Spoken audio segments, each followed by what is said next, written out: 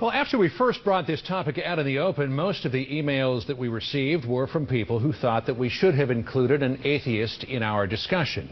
So now we're going to turn to one of the world's most prominent atheists. Richard Dawkins is an Oxford University professor whose bestseller sparked worldwide controversy. The God Delusion argues that belief in God is not only irrational, but it can be deadly.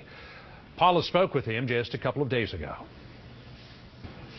Why are you an atheist?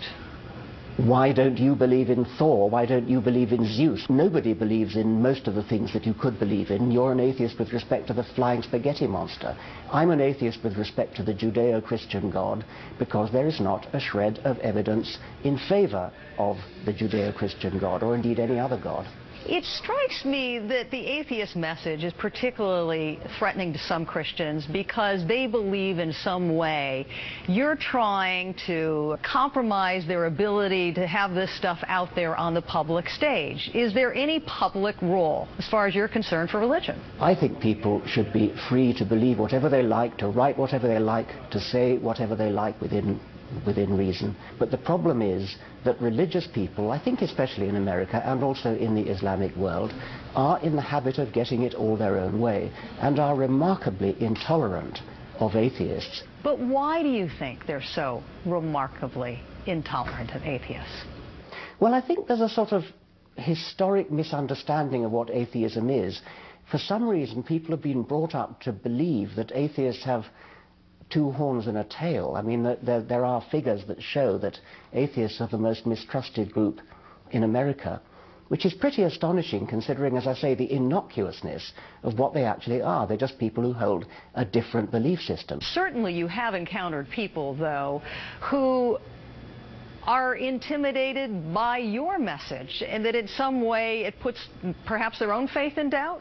Well, why would anybody be intimidated by mere words? I mean, neither I nor any other atheist that I know ever threatens violence. We never threaten to fly planes into skyscrapers. We never threaten suicide bombs. We're very gentle people. All we do is use words to talk about things like the cosmos, the origin of the universe, evolution, the origin of life. What's there to be frightened of in just an opinion? Final question. How would you characterize the overarching public reaction to atheism?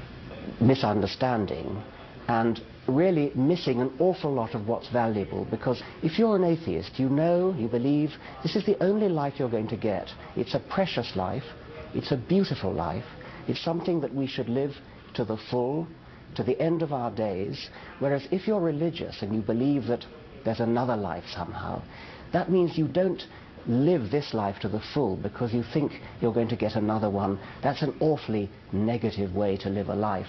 Being an atheist frees you up to live this life properly, happily and fully.